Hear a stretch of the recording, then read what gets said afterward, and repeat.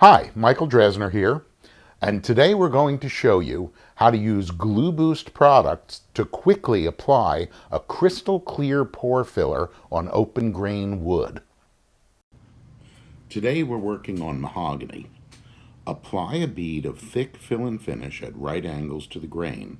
Using a credit card or playing card as a squeegee, drag the fill and finish in the direction of the grain, filling it as you go. If you need more fill and finish, simply add it wet on wet and continue spreading. Wipe the edge of your squeegee between passes. Take your time, go back and even it out, catch any missed spots, and squeegee off any ridges of excess material. Once it's uniform, cure it with a quick spray of glue dry. There you have it. Clear filled pores ready for the first coat of finish.